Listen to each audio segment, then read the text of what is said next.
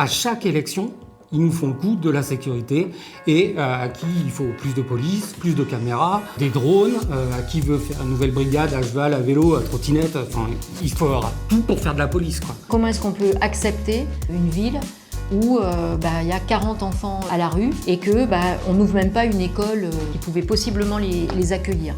Dans cette société capitaliste, la démocratie, même quand elle est participative, c'est cause toujours, de toute manière, c'est pas nous qui décidons.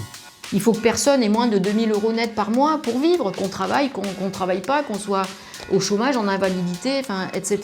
Dans cette société, parce qu'elle est divisée en classes, il n'y a pas de bonne police. Bonjour, bienvenue dans cette nouvelle émission sur le média On est là. Une série de 4 émissions dans laquelle nous interrogeons le programme des listes de gauche candidates à la mairie de Limoges. Cette émission est diffusée sur YouTube en vidéo, mais aussi disponible en audio sur SoundCloud. Vous retrouverez le lien dans la description.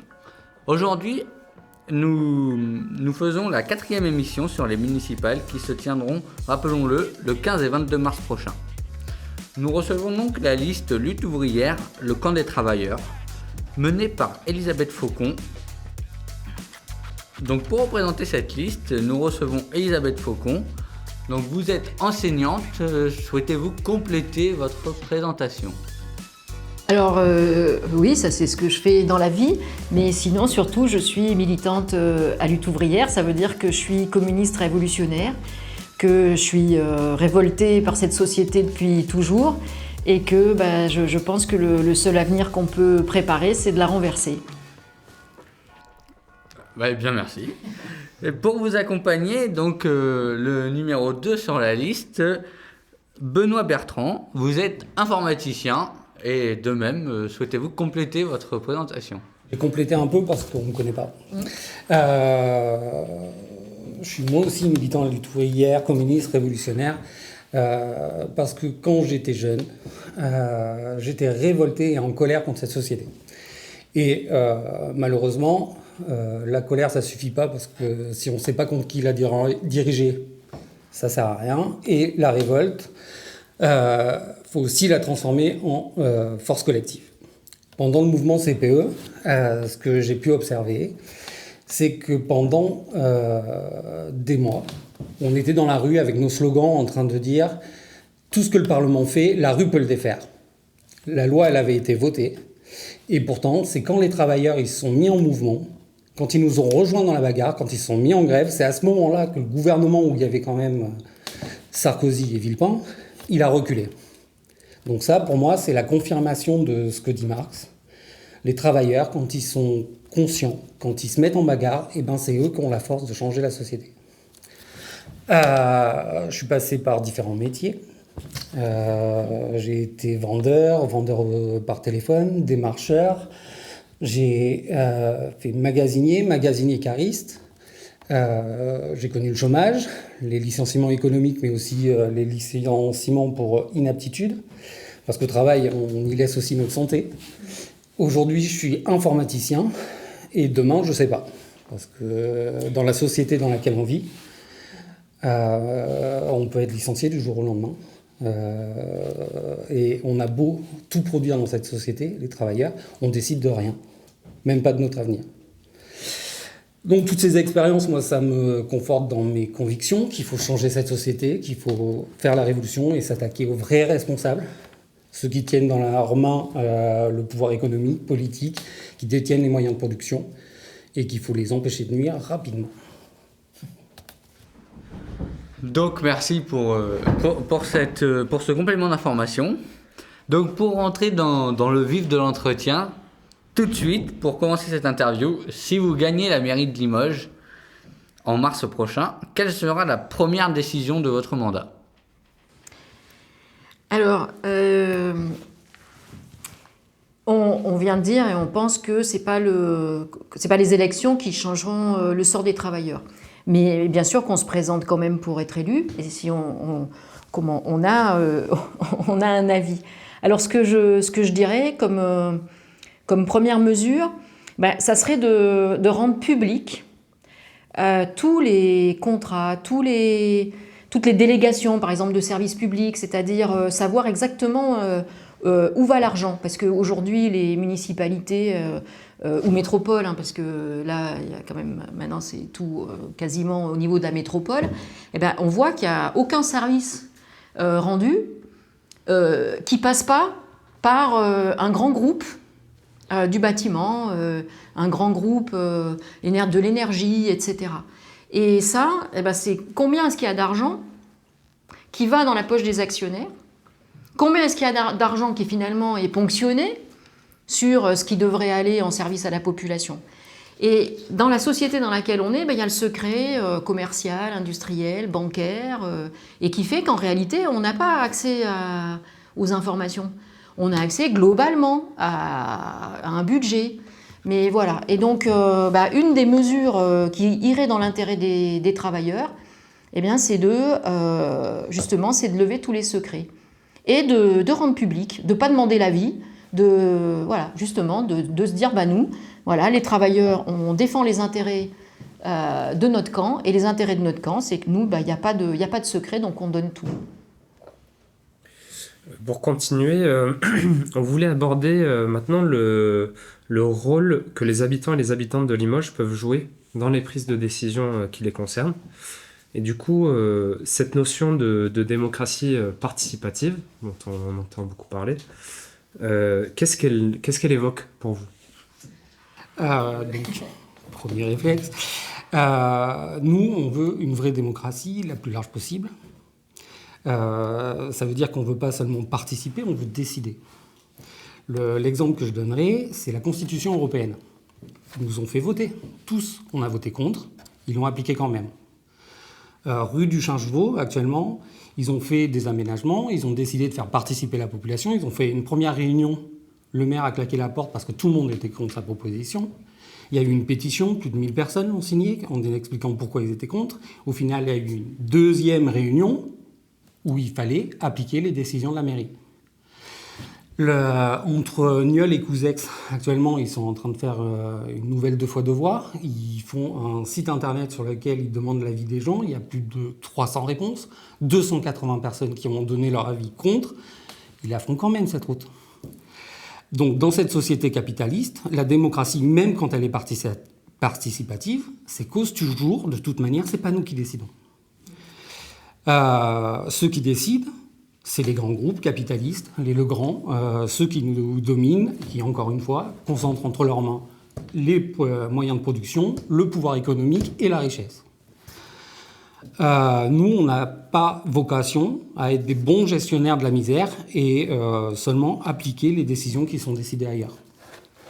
Les travailleurs, pour nous, ils doivent décider pour eux-mêmes, c'est-à-dire qu'une vraie démocratie, ça sera quand, dans les usines, dans les hôpitaux, dans les transports, tous ceux qui font tourner la société décident réellement de tout ce qui peut s'y passer.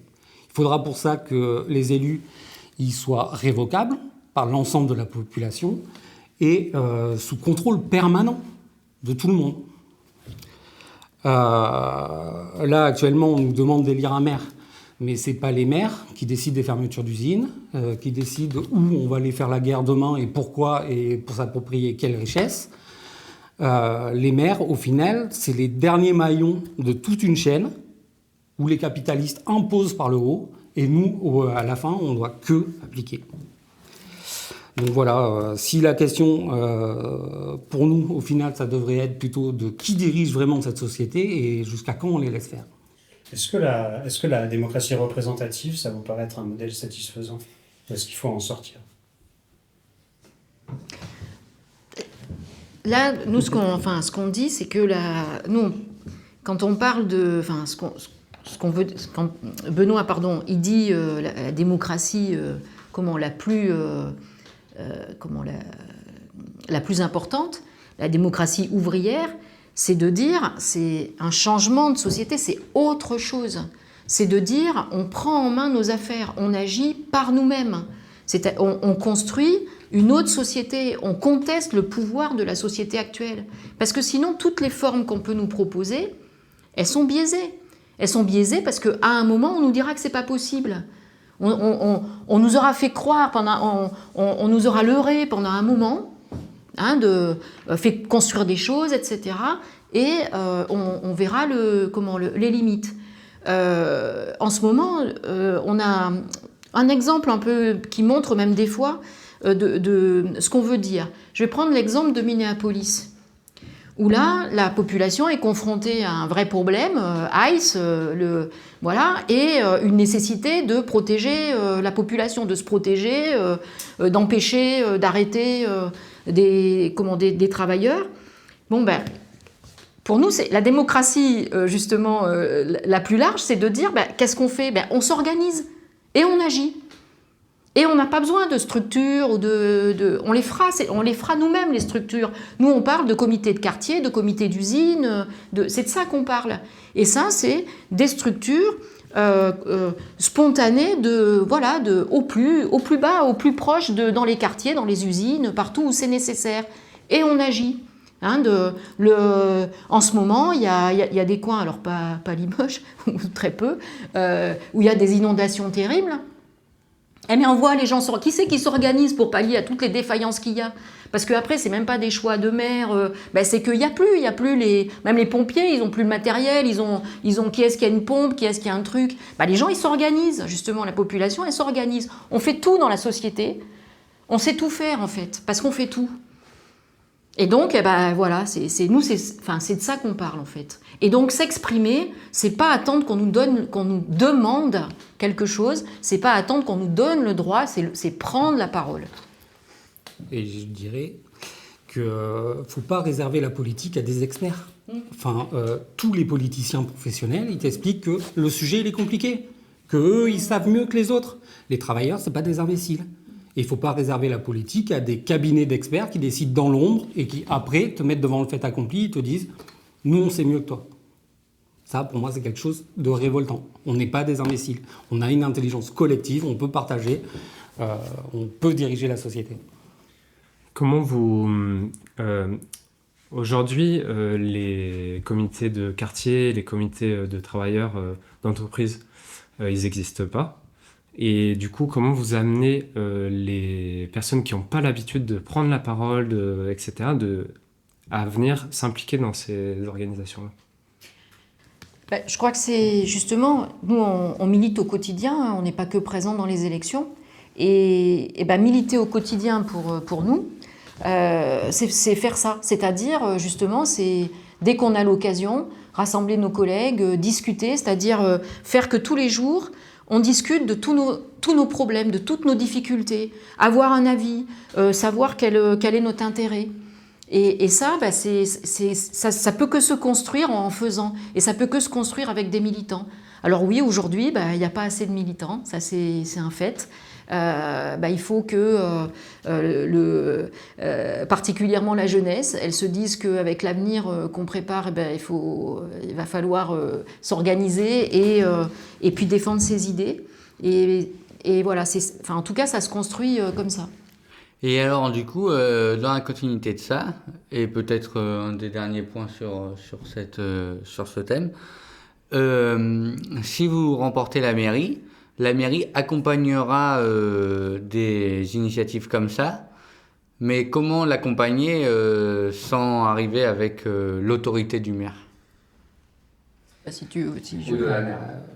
Moi, je ne me pose pas la question de cette manière-là. C'est l'inverse. C'est comment ces comités de quartier, comment ces militants qui interviennent dans les boîtes déjà, et qui interviennent aussi dans les quartiers, eux, en créant leur comité, vont faire irruption dans la vie politique pour contraindre le maire. Parce que, et même plus, c'est sans passer du maire au final. Et si on était élu, on mettrait justement tout ce qui est possible au service de la lutte de tous les travailleurs ou les habitants.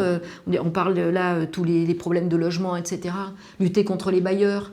S'organiser contre les bailleurs, s'organiser pour que enfin les travaux soient faits, pour que les loyers soient abordables, etc.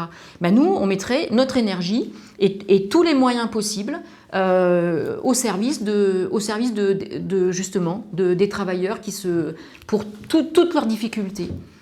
Et ça, c'est effectivement, comme disait Benoît, c'est l'inverse. Et justement, on va enchaîner sur la thématique du logement. Ouais. On sait qu'il y a un certain nombre de personnes qui dorment à la rue à Limoges, notamment là, le collectif Aucun Enfant à la rue a dénoncé 40 enfants qui dorment à la rue cet hiver. Comment est-ce que vous feriez pour que plus personne ne dorme à la rue à Limoges? Déjà, c'est. Comment dire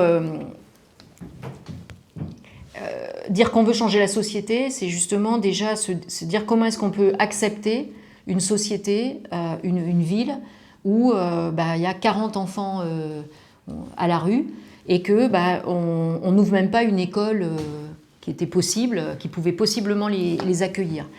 Ça déjà c'est quand même vraiment extrêmement révoltant. Et là, nous, c'est pas difficile. On dit, il y a des logements disponibles. Il suffit de recenser les logements disponibles et de les réquisitionner pour que tout le monde ait un logement. Ça, c'est la première des choses. Avoir un toit, c'est vital.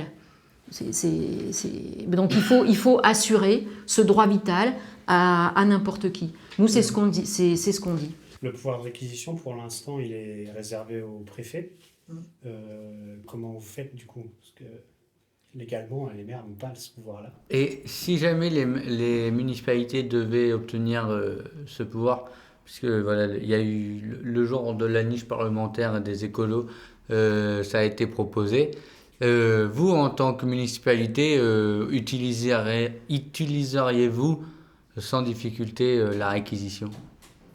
Alors, je veux juste dire un mot quand même sur ce qui a été proposé et ce qui est proposé en général. C'est quand même une compensation pour les propriétaires. C'est-à-dire là, quand même, on leur propose de réquisitionner leur logement, de faire les travaux dedans, de les louer et donc de leur donner un loyer, c'est-à-dire que ces propriétaires qui ne percevaient rien de leur bâtiment, ils vont finalement être gagnants dans l'affaire. Alors, moi, quand je parle de réquisition, je ne parle pas de ce type de réquisition-là. Justement, le problème, c'est que dans cette société, tout est rapport de force et tout sera rapport de force. Faut pas, parce que là, si on parle des préfets, les préfets ils peuvent retoquer toute décision que prend un maire. Toute décision. L'État, à un moment, peut dire mais non, je suis pas d'accord.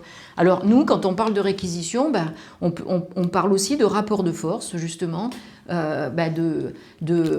monde du travail, en disant il faut un toit, donc il faut qu'on prend. Voilà, on prend. Et du coup, voilà, dans cette démarche de rapport de force, et notamment sur la thématique du logement, il y a plusieurs communes, par exemple Grenoble ou Chambéry, qui ont attaqué l'État qui ont attaqué l'État, considérant que l'État a manqué à ses missions. Est-ce que tu veux préciser pour aboutir sur la question qui est de savoir est-ce que la mairie de Limoges, si elle est chez vous, elle ne lésignera pas à attaquer l'État quand l'État est défaillant? Il a très bien posé. Continue, je sais pas comme tu veux. Je ne saurais pas comment le prendre. Enfin, tu vois, est-ce que la mairie, elle va attaquer l'État? Enfin, mais si nous, les travailleurs, on ne parle pas de mairie, nous les travailleurs, nous dans les quartiers, nous dans les usines, bien sûr que notre ennemi c'est l'État. L'État actuellement il est au service des patrons. Donc c'est notre premier devoir, c'est de s'attaquer à l'État. Puis l'État il est attaquable sur tout. Parce que justement, nous on dit qu'il n'y a pas de problème local qui ne soit pas plus large, qui ne soit pas finalement un problème national et un problème de société. Bah oui, parce que l'État il est défaillant partout. Il est défaillant dans le budget qu'il donne aux collectivités pour assurer les services à la population. Bien sûr qu'il est défaillant sur le logement. Et au passage, un des décrets là, qui vient de passer, c'est d'enlever l'obligation des 25%, c'est-à-dire même le peu qu'il y avait de dire il faut du logement social. Aujourd'hui, on dit non, faut supprimer du logement social, alors même des fois au prétexte de mixité, mais surtout au prétexte de chasse aux pauvres. Et d'avoir Maintenant, on veut des locataires qui, même dans les HLM, qui soient capables de payer leur loyer. Nous, on dit que pour que les locataires ils puissent payer leur loyer, il faut que les salaires ils augmentent. C'est pour ça que les solutions, parce que les solutions à tous les problèmes, c'est de mettre fin au chômage. C'est de se dire qu'il faut répartir le travail entre tous. Il faut que personne ait moins de 2000 € net par mois pour vivre, qu'on travaille, qu'on ne travaille pas, qu'on soit au chômage, en invalidité, etc. Et une fois qu'on a dit ça, on aura de quoi se loger. Parce que même là, quand on parle du logement, on veut toujours nous faire prendre les problèmes à l'envers. C'est-à-dire, comment est-ce qu'on va gérer la misère? Comment est-ce qu'on va se débrouiller à quelqu'un qui n'a pas les moyens ou quelqu'un qui est à la rue, etc. Mais personne ne devrait être à la rue parce que tout le monde devrait avoir les moyens de vivre. Et ça, il faut qu'on se mette dans la tête que c'est possible. Que c'est possible, qu'il y a largement les moyens. Il n'y a jamais eu autant d'argent qu'en ce moment. Ça pleut de partout, les milliards. Et il faudrait trouver des solutions de rafistolage pour essayer de dire alors c'est pas terrible ici, vous n'avez pas bien l'eau, il va falloir vous contenter d'un truc temporaire ou je ne sais quoi. Non, nous, justement, c'est pour ça qu'il faut poser les problèmes à la hauteur de ce qu'ils sont. Alors, on peut peut-être quand même aller un peu dans ce qu'on pourrait imaginer comme être un logement idéal, peut-être pour vous. Est-ce que vous imagineriez comme système qui permettrait que chacun puisse avoir un logement, peut-être gratuit, j'en sais rien, accessible à tous et toutes? Vous savez, comment dire, moi, je pense qu'on a des envies qui sont limitées. C'est quoi un logement? C'est d'avoir un peu d'espace pour vivre. C'est, par exemple, que les enfants, ils aient de l'espace pour pouvoir faire leurs devoirs dans le calme, qu'il y ait accessible pas loin de quoi rencontrer ses amis, faire du lien social, profiter de la nature ou je ne sais quoi. C'est pas difficile d'imaginer ce que pourrait être la vie dans des logements confortables. Alors, est-ce que vous imagineriez, par exemple, de socialiser complètement le logement, de sortir du marché privé? Nous, faire la révolution, changer la société, c'est organiser la société autrement. C'est organiser la société pour les besoins de tous. Alors, organiser la société pour les besoins de tous, c'est recenser tous les besoins, combien il y a d'habitants qui ont besoin d'être logés, combien il y a de familles, combien ça représente de familles, etc. Et à partir de là, on organise le plus logiquement possible. C'est pas très compliqué en fait, si on y regarde bien. Ok. Est-ce que l'un de vous a encore des questions sur la thématique du logement? Non, je peux passer à la thématique suivante. Ok, alors on va aborder la police municipale. Donc, voilà, j'avais rédigé comme introduction à cette question Limoges d'ici fin 2026 comptera 350 caméras de surveillance, en tout cas à en croire le livre à Limoges de janvier 2026. Donc face au développement des caméras de surveillance et in fine au développement de la police municipale, mais même du coup plus globalement au développement de l'état policier, quelle est votre ligne en tant que liste candidate à la mairie de Limoges? Elle est bien ta question, parce que c'est comme ça qu'eux, ils parlent. Et c'est important de dire que ça, c'est de la poudre aux yeux. Enfin, c'est révoltant, même la manière dont ils posent le problème.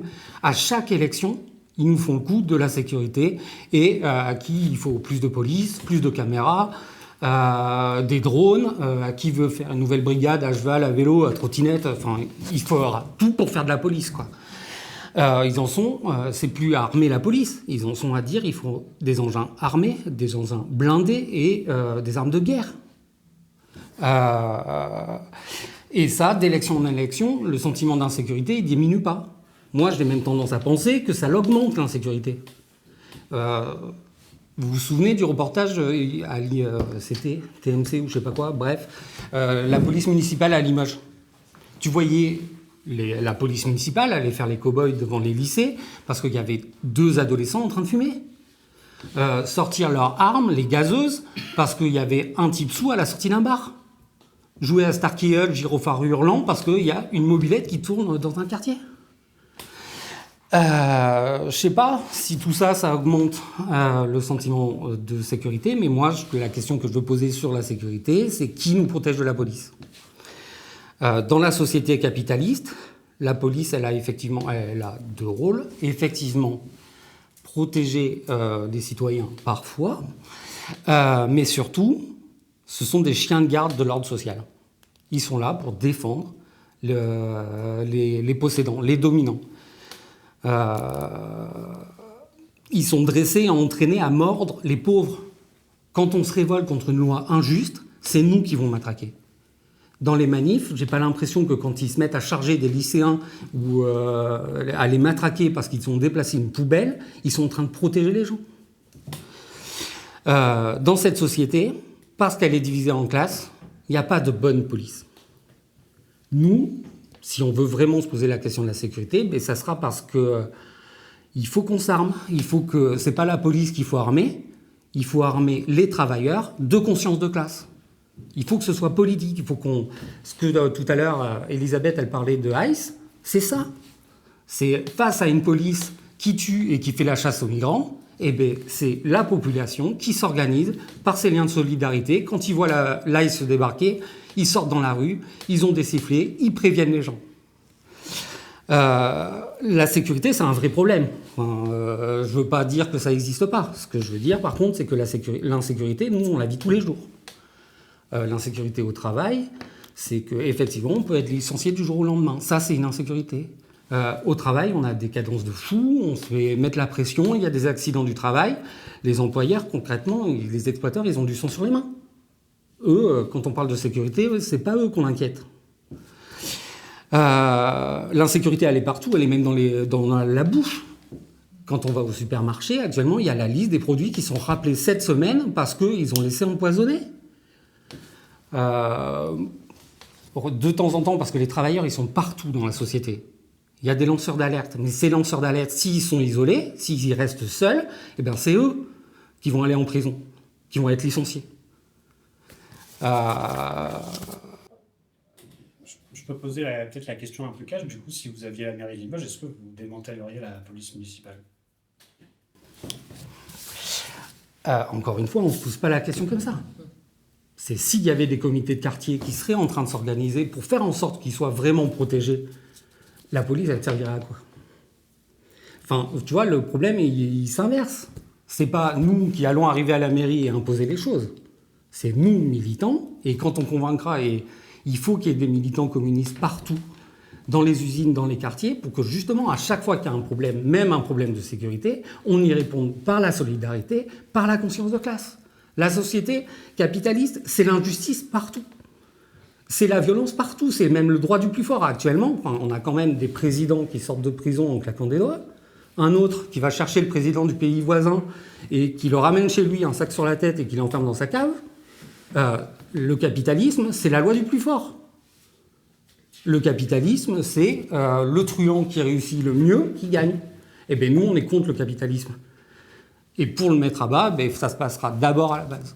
Les travailleurs qui s'organisent, la conscience de classe, qu'est-ce que c'est ? Pourquoi on peut tout changer ?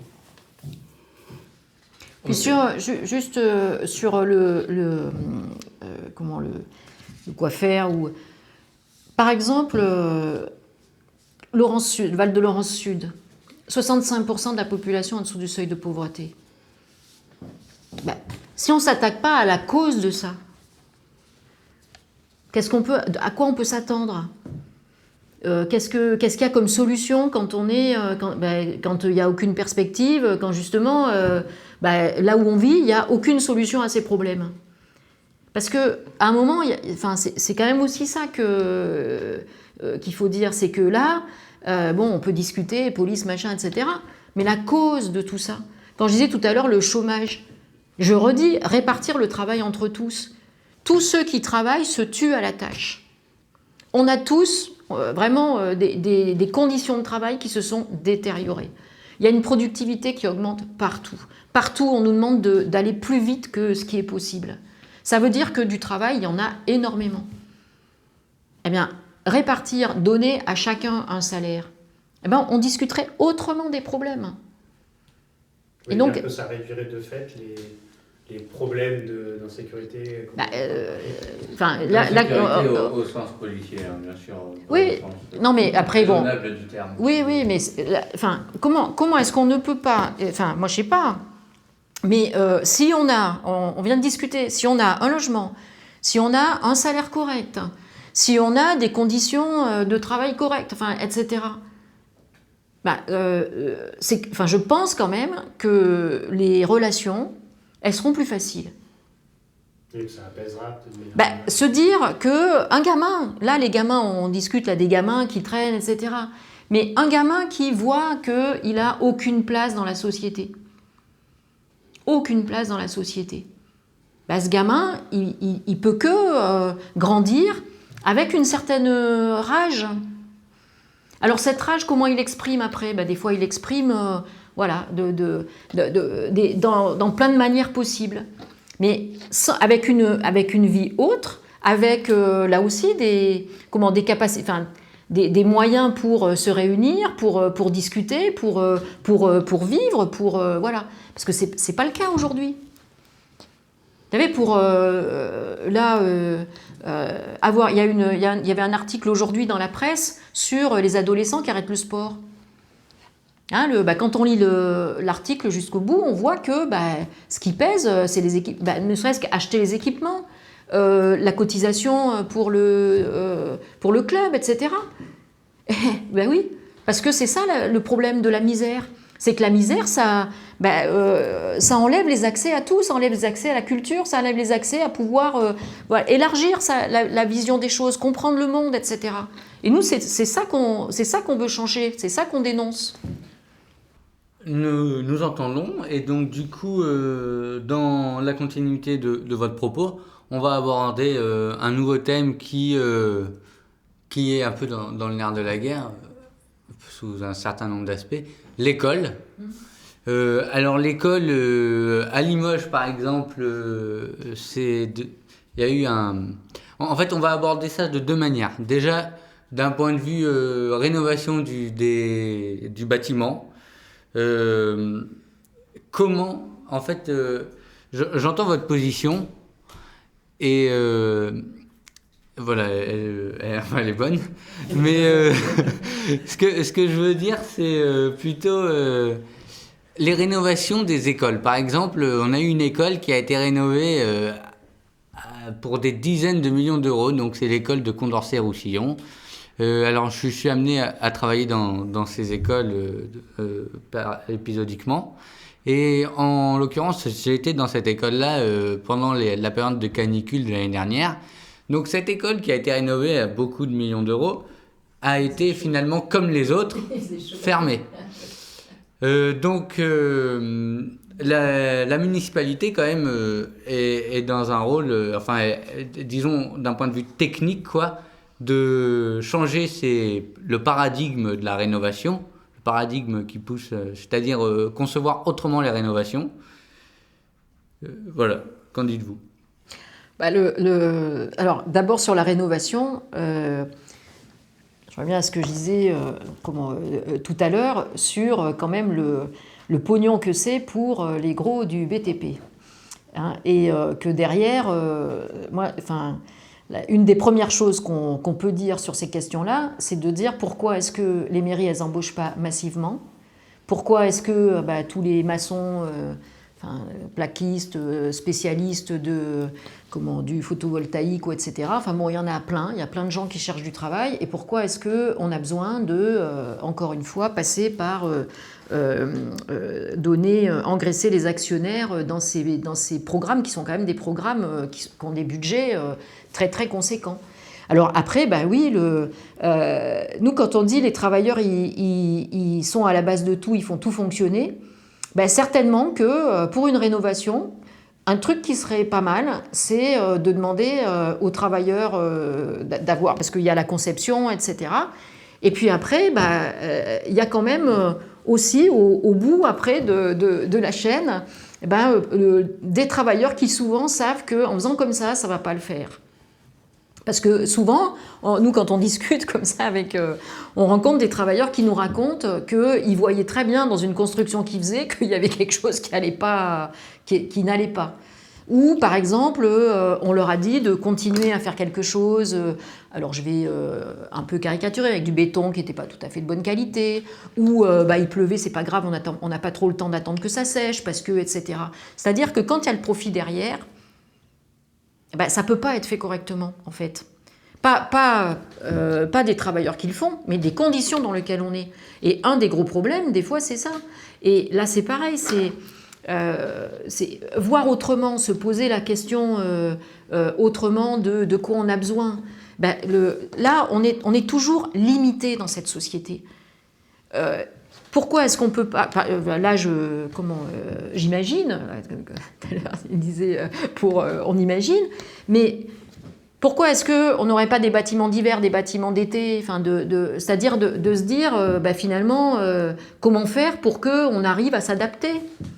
Et alors, pour aller voir les travailleurs et les travailleuses justement là-dedans, est-ce que ça pourrait être intéressant d'aller voir les travailleurs et les travailleuses ailleurs dans le monde, qui sont confrontés... Bien sûr, bien sûr. Nous, on est internationalistes. Alors, quand on dit le camp des travailleurs, il y a le camp des travailleurs de Limoges et de la planète. C'est le même camp. Et bien sûr que, oui, il y a des... il existe des techniques d'aération, etc., qui sont... Mais oui, mais là encore, nous, on est pour, justement, que la culture, la technique, la technologie, elle circule. Dans cette société, on est limité par les brevets, par les secrets, on est limité par les frontières. Pour ça, il n'y a que des limites dans cette société pour que tout tourne à l'envers. Voilà. Alors, après, quand même, ça me fait quand même penser qu'on tient à dire quand même que le capitalisme, c'est-à-dire cette société qui est que basée sur le profit, elle fout en l'air la planète quand même. Parce que réfléchir à comment est-ce qu'on peut s'adapter à un climat qui va être de plus en plus déréglé, là c'est pareil, il va falloir, parce que de toute façon on ne pourra pas revenir sur tout, mais il faut surtout se poser le problème de comment les arrêter. Parce que sinon on ne pourra pas de toute façon lutter contre les éléments une fois que tout sera déréglé. Mais encore une fois, faut tourner le truc à l'envers. Ok. Et alors, du coup, dans la continuité de l'école, et justement, il y a un groupe de travailleuses qui, depuis 2 ans, au minimum, s'organise pour intervenir à la mairie. Donc, elles ont essayé, donc vous voyez de qui je parle des ATSEM de Limoges qui s'organisent en collectif. Elles semblent attendre une reconnaissance de la municipalité, mais aussi l'octroi de ce qu'elles demandent, c'est-à-dire notamment 8 jours de suggestion. Vous, si vous remportez la mairie, il n'y a pas de question à se poser. Ces jours sont accordés parce que les travailleuses sont à l'initiative et les demandent. Ça là-dessus, il n'y a pas de question. Mais là, quand même, sur les ATSEM, là, pourquoi les jours ? C'est parce qu'effectivement, leur travail, il est extrêmement pénible. Parce que le bruit, dans une petite école, il faut se rendre compte de ce que c'est. Les charges, etc. L'organisation qu'on leur propose. Encore une fois, si on répartit le travail entre tous, on travaille moins. Et tous les boulots pénibles, on les fait, le nombre d'heures qui ne met pas en danger notre santé. Bien sûr, pour un salaire qui permet, avec le même salaire, je ne suis pas en train de dire qu'il faut du temps partiel, c'est déjà assez le cas. Et là, quand même, on a des personnels là, qui sont indispensables pour s'occuper des petits. C'est indispensable à la vie d'une école. Et c'est le salaire, c'est un SMIC, et c'est pas de reconnaissance de toute façon. Et quand même, quand on parle de l'école, je veux parler aussi des AESH. Vas-y. Non, allez-y. C'est que je fais ce métier, pour ceux qui écouteront. Voilà, parce que ça, c'est quand même un vrai problème, au-delà du fait qu'il n'y en a vraiment pas assez. Mais c'est l'exemple même dans cette société d'un métier utile, enfin même indispensable, que ceux qui le font en se dévouant plus que ce qu'on leur demande souvent, parce que justement même, on a affaire à des humains. Et là, ça fait depuis le début, et même récemment encore au Sénat, où on dit « Ah non, pas de temps plein. Pas de temps plein. » C'est-à-dire, pas de quoi vivre. Pas de titularisation. Alors, pas de statut qui pourrait permettre des augmentations de salaire, une carrière, etc.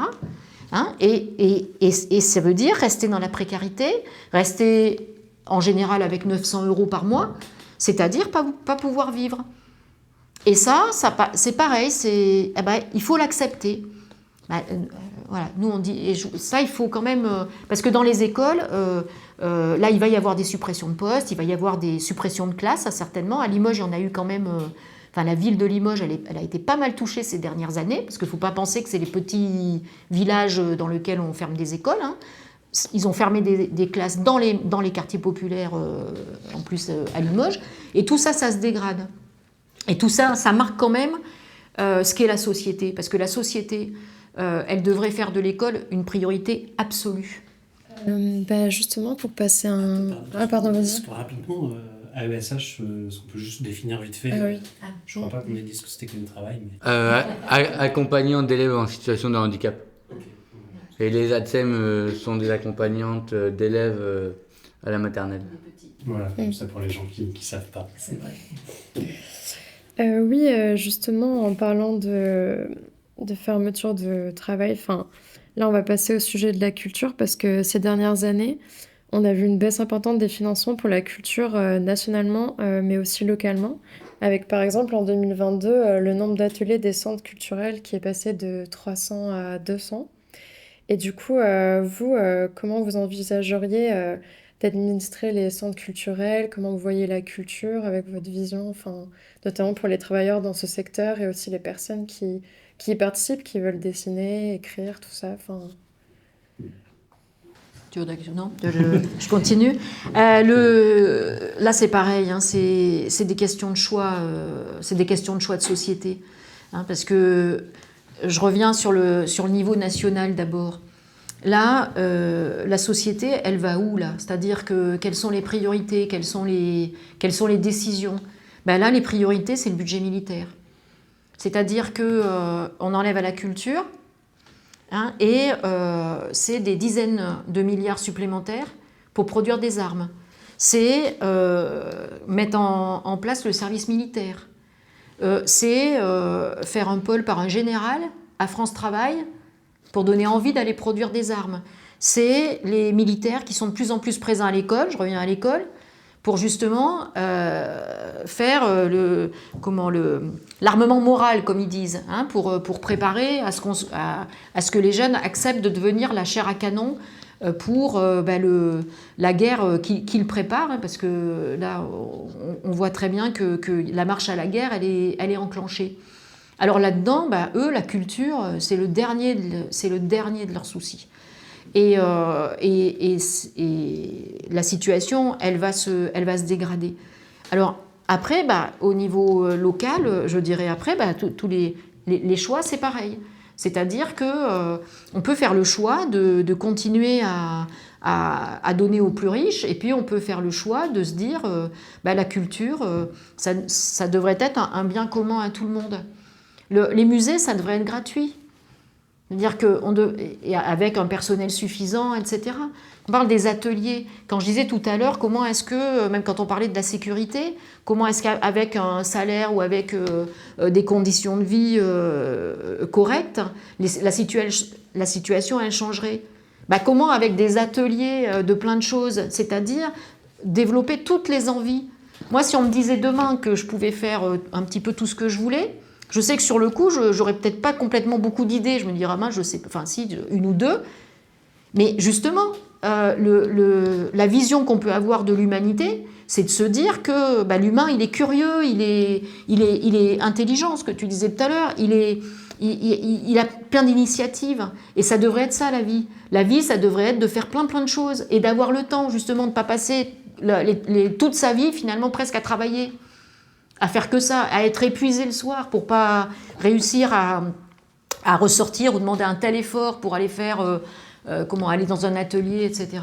Alors nous, oui, bien sûr que ce qu'on développe comme un projet, une autre société, elle n'aurait même pas peut-être une place particulière à la culture. La culture, ça serait la vie.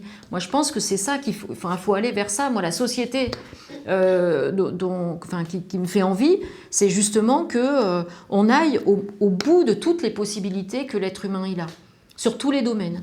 C'est être communiste et révolutionnaire. Tu sais, cette histoire de culture, elle est ultra importante parce que justement, on en a besoin. On vit dans une société d'exploitation qui nous oblige à faire bosser du matin au soir et d'être crevés. Oui, la culture, c'est ce qui permet de vivre. On est révolté par cette société parce qu'elle nous bouffe. Donc la culture, pour moi, je ne sais pas comment le dire, mais c'est justement pour ça qu'on est révolutionnaire, pour ça qu'on est révolté contre cette société-là actuellement. Parce qu'actuellement, quand on parle de culture, c'est comment on va pouvoir tirer du profit. Et alors, dans la continuité de cette thématique, justement, si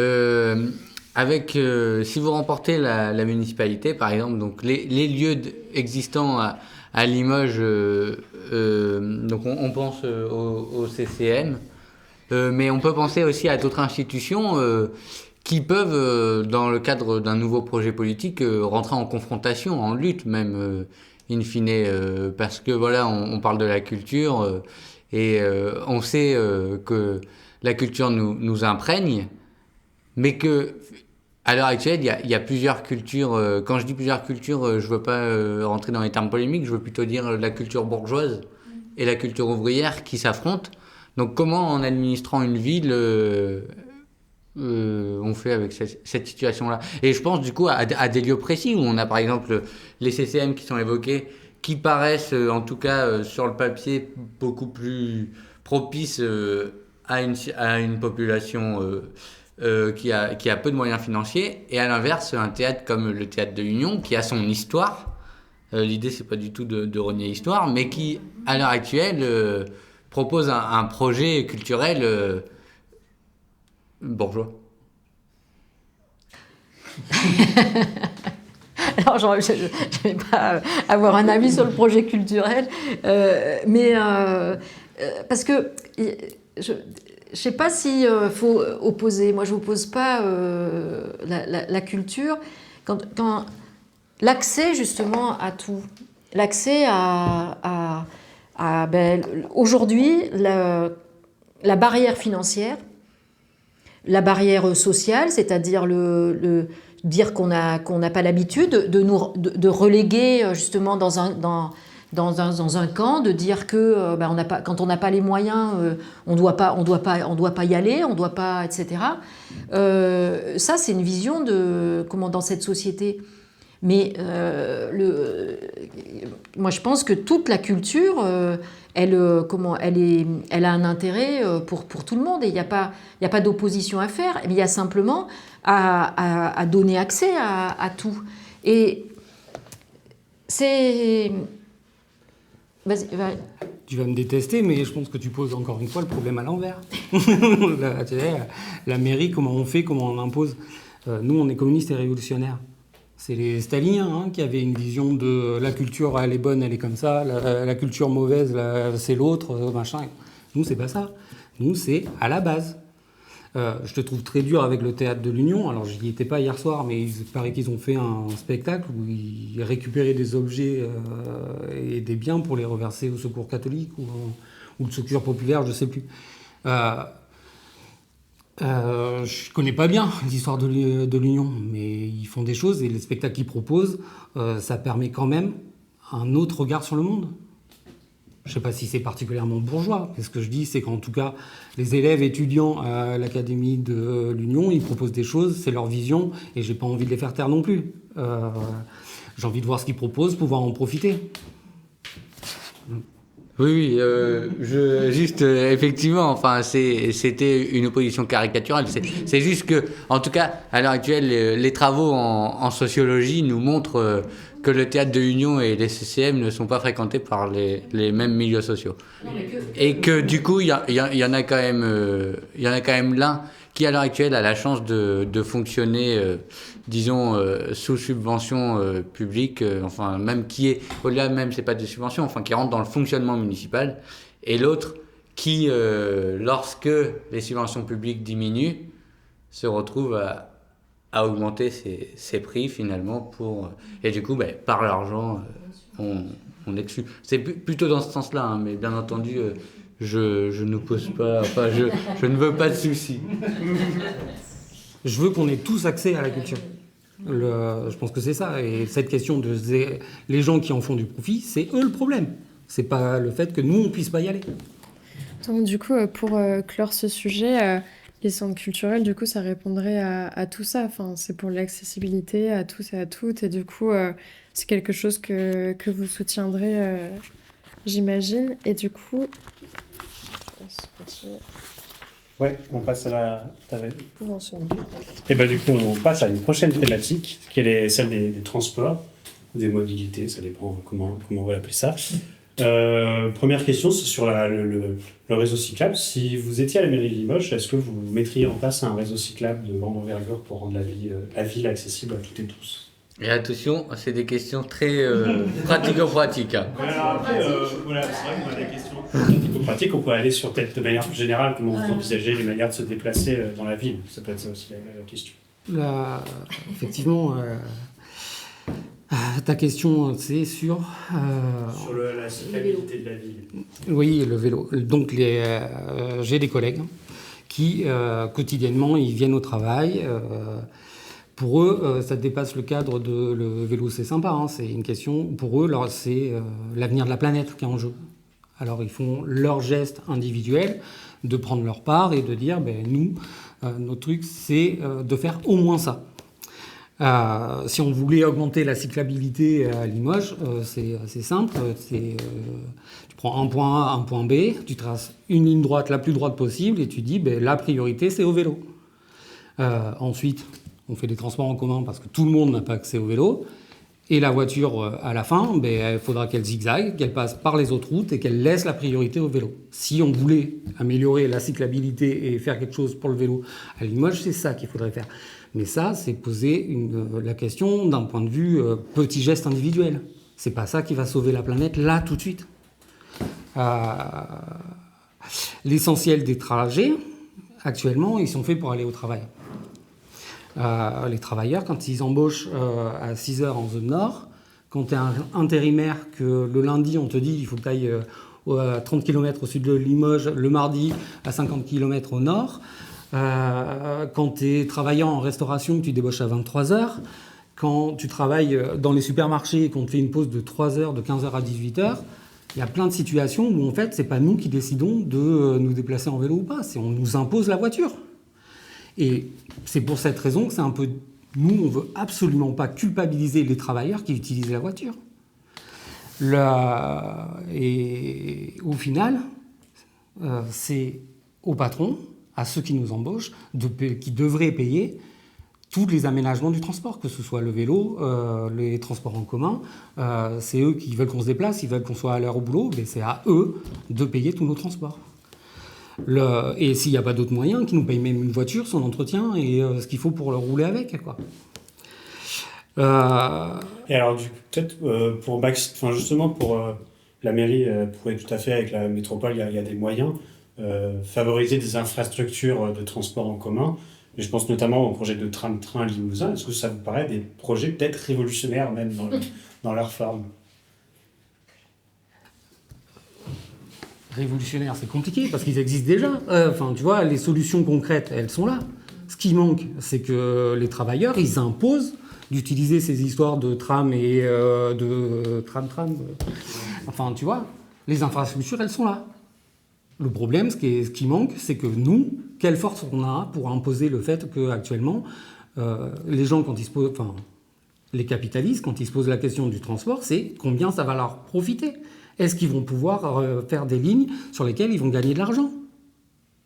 Eh bien, si on organise la société en fonction des besoins de la population, c'est pas comme ça qu'on y répondra. Et puis c'est quand est-ce comment est-ce que on cherche le besoin? Parce que là aussi, on va organiser des plans de transport, etc. Mais je pense qu'à aucun moment, il y a vraiment un avis qui est demandé de où est-ce qu'on travaille, de quoi on a besoin, etc. Moi, je suis dans un lycée où il y a trois lycées un peu dans le même endroit. Et c'est pas très très bien coordonné. Sans trop être un grand expert, on pourrait voir qu'il y aurait des moyens de ne pas faire qu'un élève y mette 1 heure pour traverser la ville. Enfin, le matin pour 8 heures et le soir après 17 heures, quoi. Et ça, c'est voilà, on décide pas. Et ben c'est voilà, nous on veut que les travailleurs ils agissent par eux-mêmes, c'est-à-dire que eux ils organisent le transport en fonction de leurs besoins, parce que c'est ça. Et puis par rapport au pognon qui est fait dessus, hein, tous les transports, là aussi c'est des délégations de services publics. Là aussi il y a des grands groupes dont les actionnaires profitent de cette nécessité de transporter la population pour aller bosser, pour se faire de l'argent dessus. Donc on renationalise par exemple la SNCF et tout ce qui est infrastructure de transport. Alors parce que quand on dit nationalisation, il faut toujours faire attention parce que toutes les nationalisations qui ont eu lieu, les capitalistes, ils en ont tiré profit parce qu'on leur a donné quand ils ont nationalisé, puis une fois que ça a été bien... Que le profit revenait, on leur a redonné, et là, pas gratuitement ou quasi. Donc moi, je ne parle pas de ça. Mais je parle d'organiser à la base, d'organiser par les travailleurs. Et ça, c'est organiser, c'est de dire et faire payer les patrons qui, justement, tirent profit des travailleurs.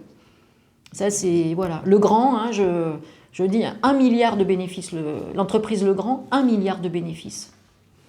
Alors l'argent, il y en a. Je vais revenir rapidement du coup sur ce projet de 2 fois 2 voies au nord de Limoges. La métropole met 10 millions d'euros sur ce projet-là. Si vous dirigiez la métropole, qu'est-ce que vous feriez avec ces 10 millions d'euros qui ont été votés? À la place du 2 fois 2 voies? Ouais. Est-ce que vous annulez ce financement? Est-ce que vous le mettez ailleurs? Qu'est-ce que vous en faites? Moi, c'est à chaque fois que tu me dis si on avait la mairie, machin, tout ça, on est communiste et révolutionnaire. C'est pas la mairie qu'on veut, c'est le pouvoir. C'est que la population, que les travailleurs, ils s'organisent et ils décident par eux-mêmes. Tu me poses la question de la 2 fois 2 voies, c'est pas moi qui y répondrai. C'est les gens qui y habitent, les gens qui en ont besoin, les transporteurs, ils pourraient donner leur avis sur est-ce qu'on a besoin vraiment d'une route, est-ce que ça serait pas mieux de passer par le ferroviaire. C'est pas la mairie, la métropole qui doit prendre cette décision-là, c'est les gens qui en ont besoin, les gens qui roulent, les usagers, les travailleurs, les gens qui habitent là. Est-ce qu'ils ont vraiment envie que cette autoroute elle soit construite sur leur terrain? Et évidemment que non. Mais les travailleurs, ils sont intelligents. Si tu leur donnes une bonne raison et que tu leur expliques qu'il n'y a pas d'autre moyen et que c'est par là qu'il faut passer, ben pourquoi pas? Et nous, la société, elle prendra en charge le fait que on te trouvera une autre maison ailleurs, mieux. Pourquoi pas? Enfin, tu vois, on ne pose pas la question de cette manière-là. On veut changer la société. On veut que les capitalistes, ils arrêtent de penser à leur profit et qu'on pense aux besoins. Alors, si tous les travailleurs du coin ils décidaient qu'effectivement ils veulent construire cette route, on y va Et alors pour pousser pour pousser un peu plus loin.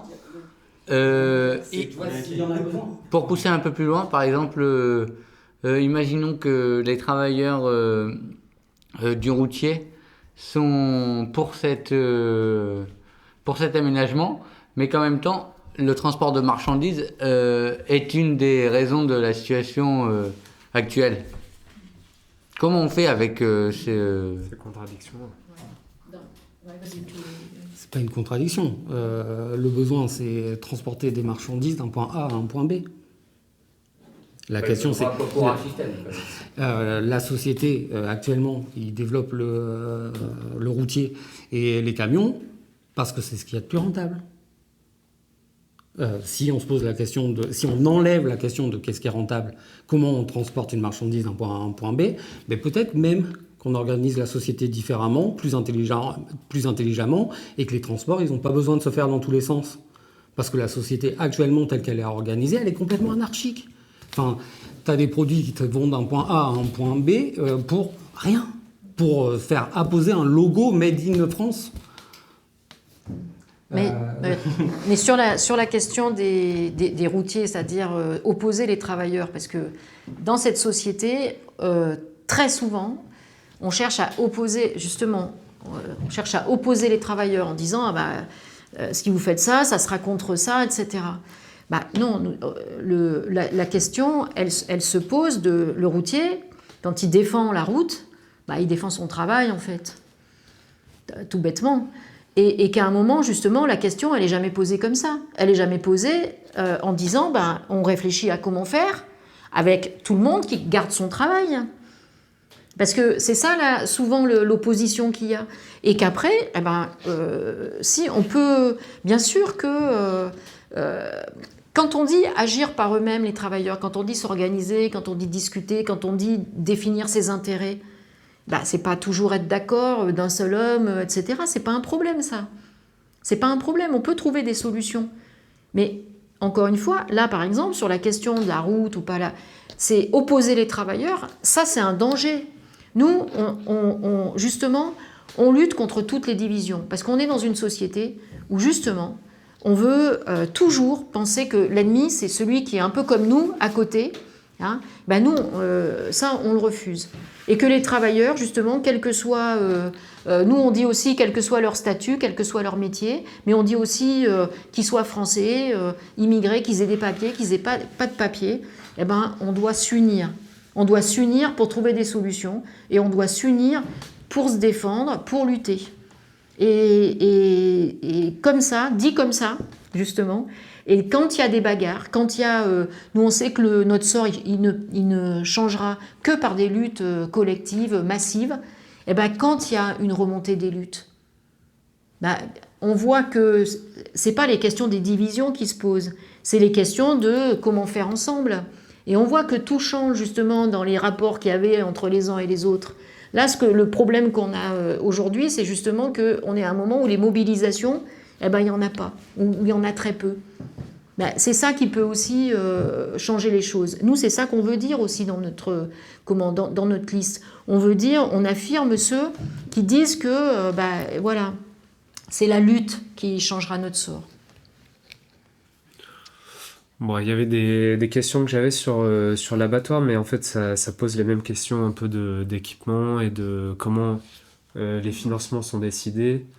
Aujourd'hui, il y a les clients de l'abattoir public de Limoges, ce sont des paysans, avec un statut de travailleur un peu particulier, puisqu'ils sont à la fois patrons et travailleurs.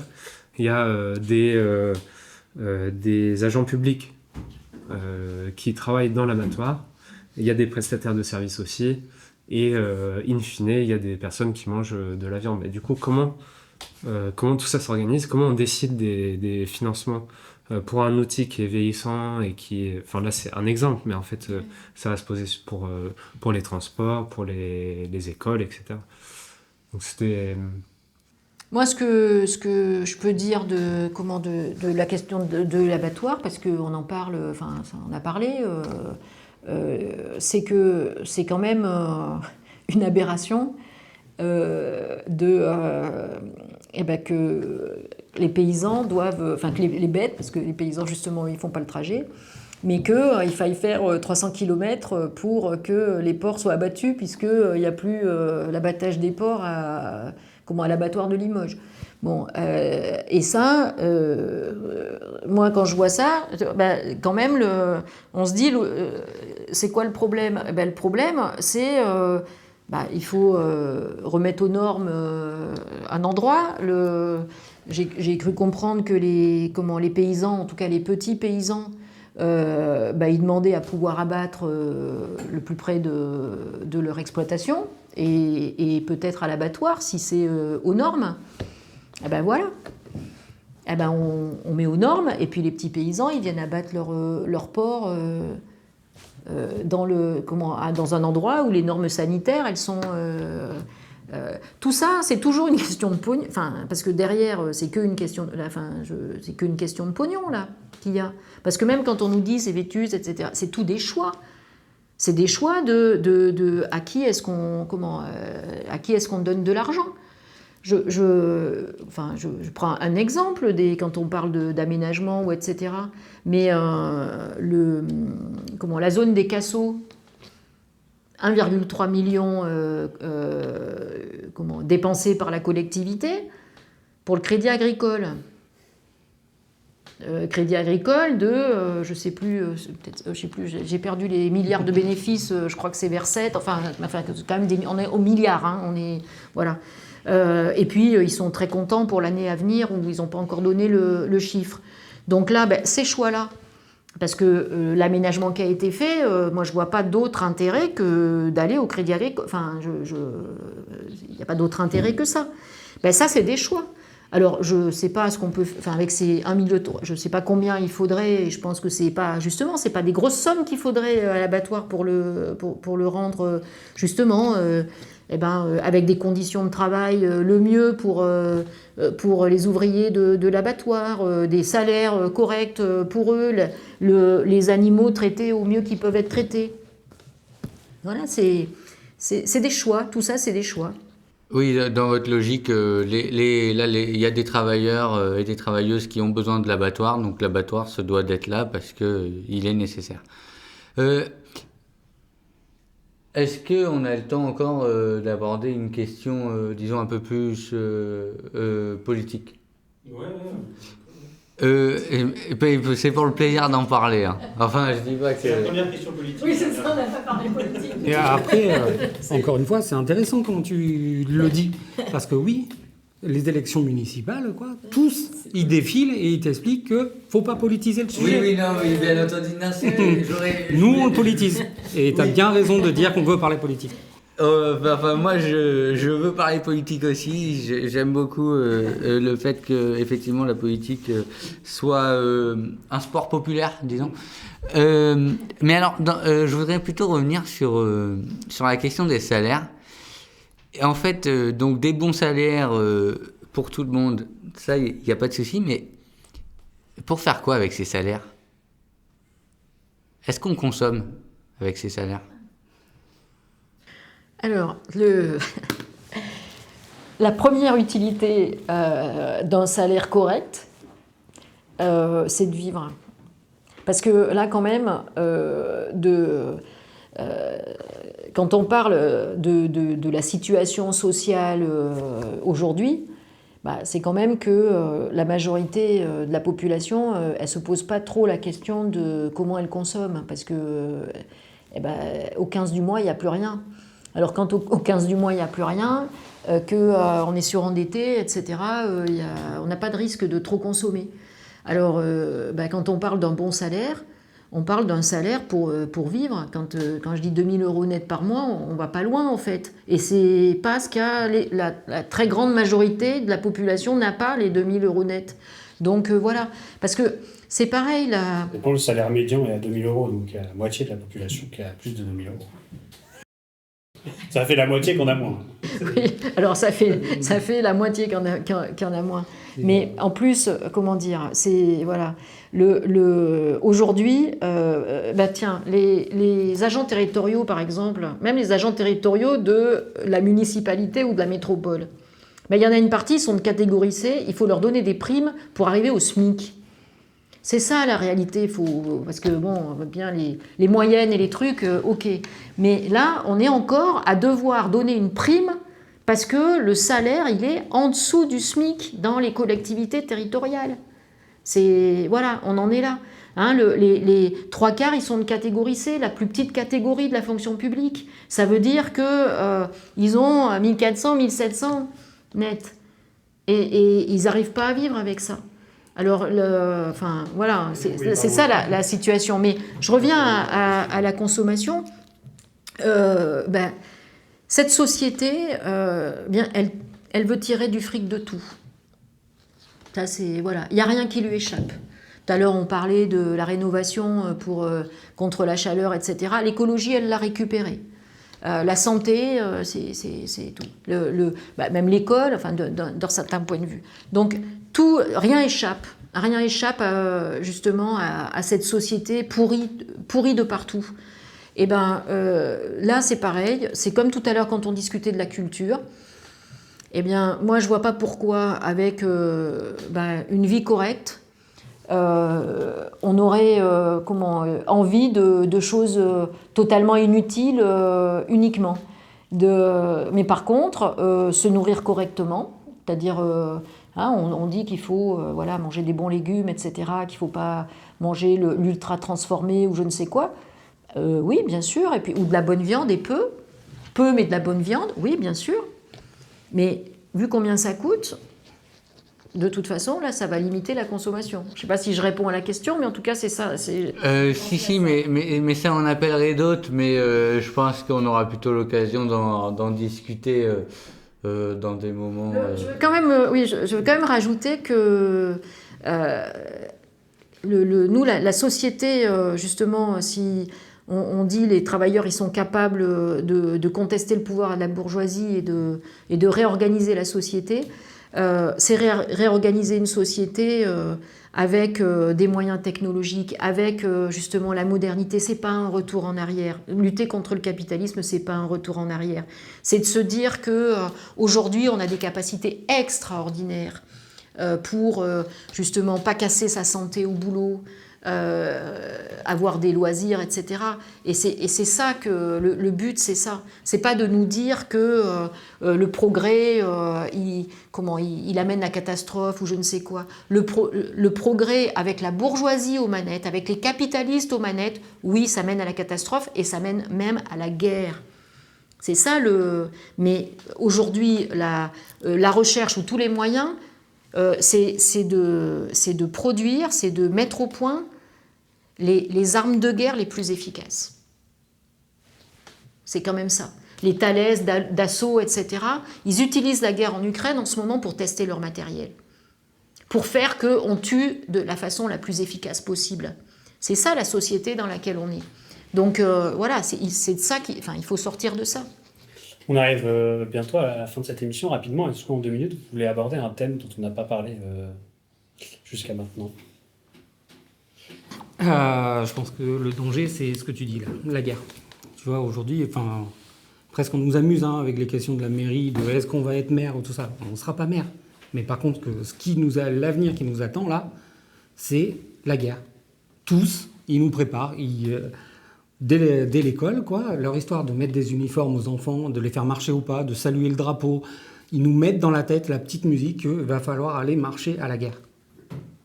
Et bien, dans cette société capitaliste, on est peut-être un peu ringard avec... il va falloir prendre les choses en main. Il faut... c'est pas nous qui sommes ringards, effectivement. C'est quand même hallucinant de se dire en 2026, la société, elle n'a pas changé par rapport à 1848. Oui, les idées de Marx et de Lénine, elles sont toujours d'actualité. Si on se présente aux élections, nous, c'est pour dire ça. C'est pour parler. On ne s'adresse même pas seulement aux gens qui peuvent voter, on s'adresse à tout le monde, tous les travailleurs, qu'ils aient le droit de vote ou pas. Il faut qu'on s'organise, il faut qu'on organise notre solidarité, il faut qu'on se batte. Il est hors de question à laisser la main sur cette société par des gens qui gouvernent tout, qui nous dictent leurs lois et qui nous préparent à aller mourir pour eux, Et une dernière chose qui est importante à dire, c'est que là, on se présente aux élections et justement, à chaque fois qu'on a l'occasion de prendre la parole, on la prend. Mais notre action, notre militantisme, il ne s'arrête pas aux élections. Et nous, on pense que là, c'est ce qu'on fait dans la campagne, la liste qu'on a constituée, les réunions qu'on peut faire, etc., où les gens peuvent se réunir, discuter, échanger. C'est un pas vers la construction d'un parti, parce que nous, ce qu'on veut, finalement notre perspective, notre objectif en fait, est d'œuvrer à la construction d'un parti ouvrier, révolutionnaire, communiste, parce que il faut, à un moment donné, que les travailleurs ils soient organisés de la façon la plus consciente. Et ça, ça passe par un parti. Et ça passera, voilà. Et nous, c'est notre objectif. Et ça, c'est pendant les élections, en dehors des élections, partout où on peut. Très bien, merci beaucoup donc d'avoir pris ce temps, d'avoir répondu à nos questions. Pour celles et ceux qui nous regardent, n'hésitez pas à partager l'émission, commenter, liker, tout ça. Et si vous en avez les moyens, soutenez le média On est là sur Tipeee. C'est avec ces soutiens-là qu'on peut continuer de faire des émissions de ce genre. C'était donc la dernière émission de cette série spéciale municipale à Limoges. On espère que ça vous aura plu. Et puis sinon, à la prochaine. Merci. Merci.